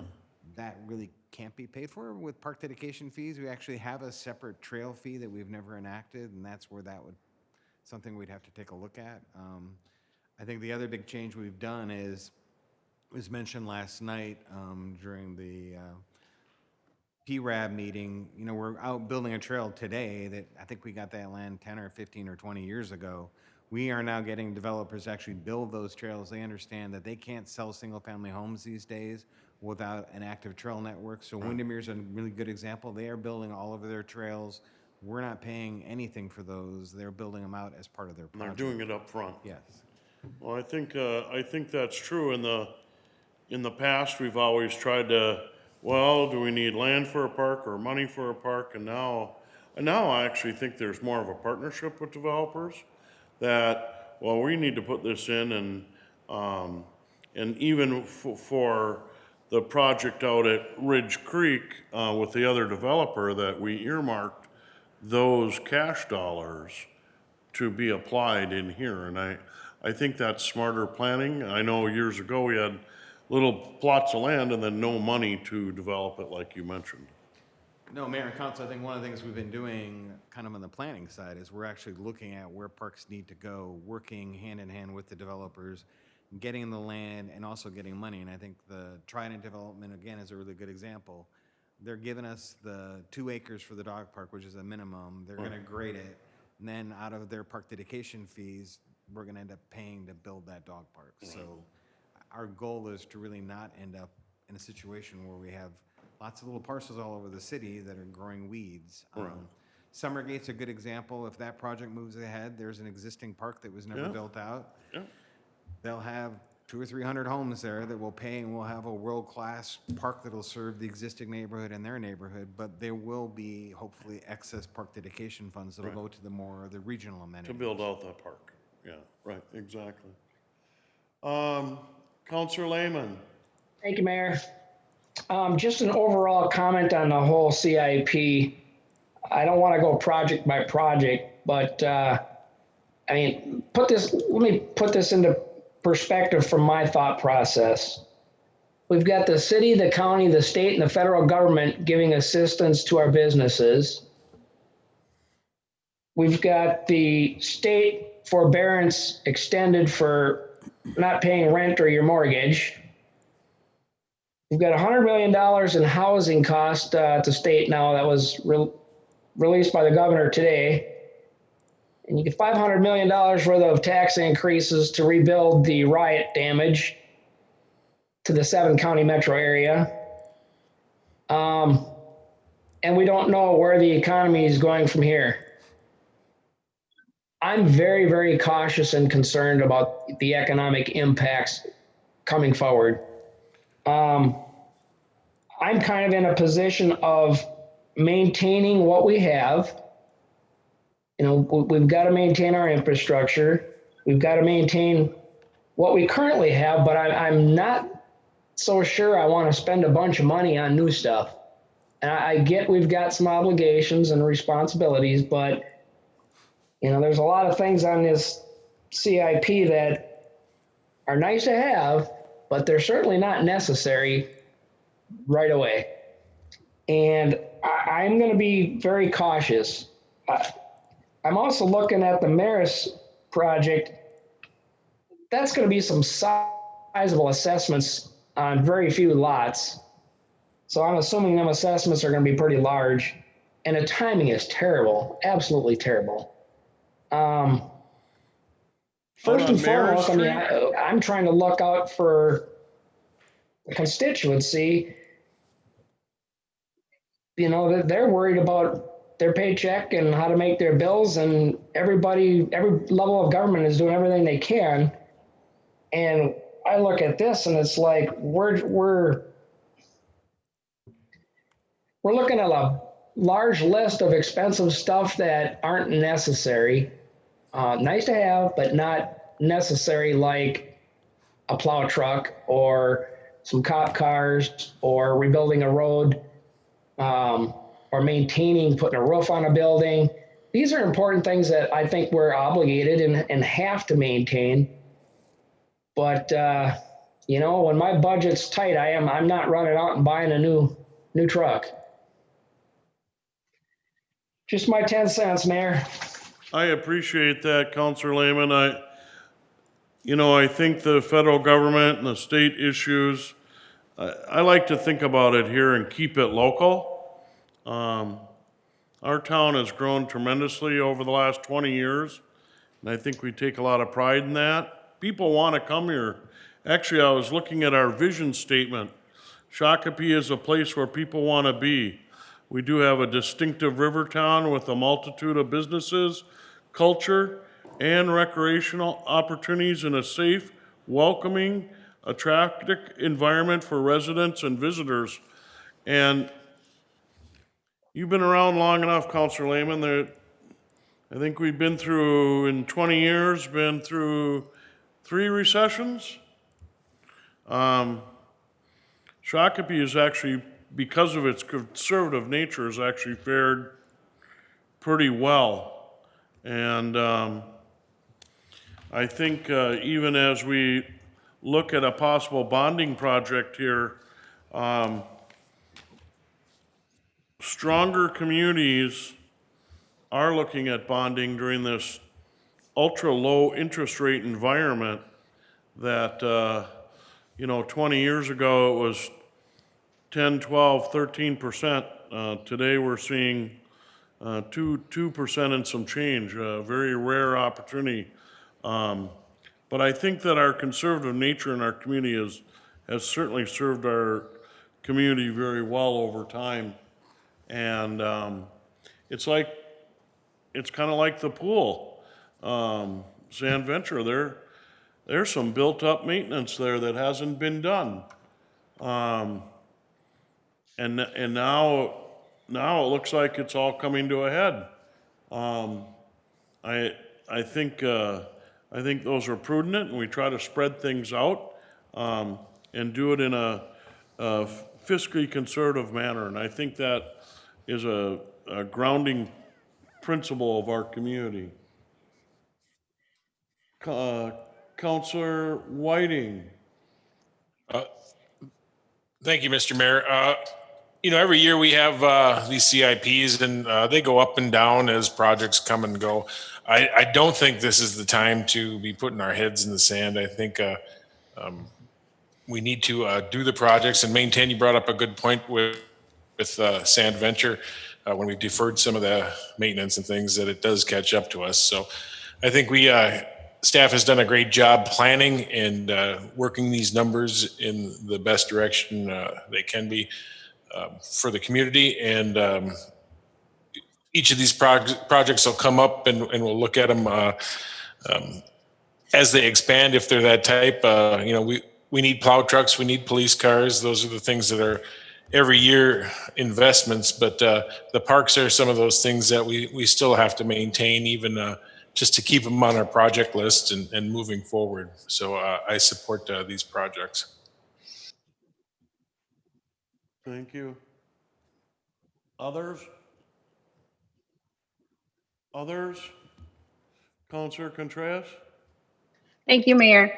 I just would, to show my my support towards these projects. I know that, like Councilor Whiting was saying, as things progress, as things go on, as projects, get money or grants, well, however the money comes, we will look at them and go forward from there. I know we have to maintain, if we want our city to stay, comparable to other cities and continue to be the way we are, we need to maintain, and we need to continue to do what we have to do to keep our city at that level.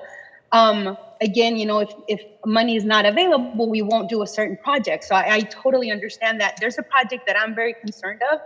I'd like to, if we get a chance, we don't have to. I know it's getting late, but there's a, let's see if I can find it really quick. The Marystown and the 169 interchange.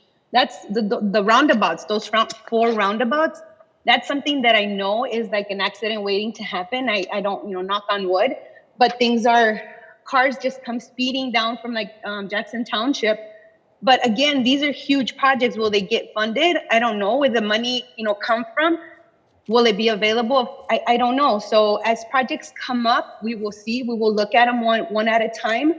And if things work out, we'll do them. Otherwise, they'll just have to wait. That's all I have to say. Thank you. Thank you very much. Councilor Brennan.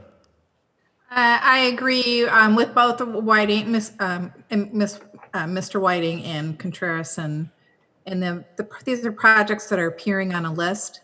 And I believe that the staff and under Mr. Reynolds' direction will identify the projects that can move forward if the funding's in place. And I believe that Mr. Reynolds is very good at identifying if we don't have that money to do it or not. So I trust in their judgment to do that and then to bring it to us. So that's all. Thank you. Further discussion, does staff feel they have enough direction? And obviously sharpen the pencil here on this and tighten this up a little bit, but I think we've built consensus, at least on all our items here that came before us. Is there more or less you'd like to hear from us? No, Mr. Mayor and members of council, thank you very much. I think actually Councilor Contreras had a very good point. You know, this is a plan. It gets formulated into the budget, but if it comes down to it, each one of these projects comes before all of you for a decision later. And if it comes that we don't, or if it comes to the point where we don't have funding, or if or we suddenly have these grants that become available as we thought we might, all of that impacts that. So just because it's in the budget, you know, a portion of it, or just because it's in the plan, once again, to Councilor Lehman's point, if the bottom falls out, guess what? Yeah. We're not doing the projects. And that's, you know, part of my role is to try to look forward and into the future as best I can and look at where the organization's financial strength is and understand what the state is looking to do and the federal government as well. But nothing is ever set in stone. And if there are intervening events that come before us, then we obviously readjust. So this isn't locked in stone, and I want to make sure everybody understands that. And even when it's in the budget, if there's some force that comes in that causes a great disruption or a lack of funding for whatever reason, you know, that obviously is going to affect those particular projects. I agree. The CIP preliminary blush, I'd like to make a note that we did not spend any money on the CIP tonight. We didn't approve one project. Now that's being conservative. Mayor, Councilor Lehman. we actually did approve something tonight. We gave staff the go-ahead with consensus to go to the tab chlorination of the pool.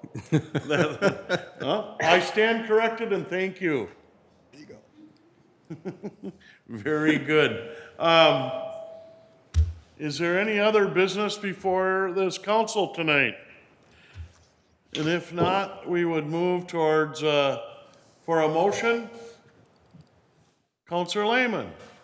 Motion to adjourn to Tuesday, the 21st at 7 o'clock. A second. I have a motion to adjourn to June 21st, 2020 at 7 p.m. I have a second from Councilor Brennan. Further discussion? Discussion by voice vote, Mr. Reynolds. Councilor Contreras. Aye. Councilor Brennan. Aye. Councilor Whiting. Aye. Councilor Lehman. Aye. And Mayor Mars. Aye. We stand adjourned here tonight at 9:08. Thanks, everyone.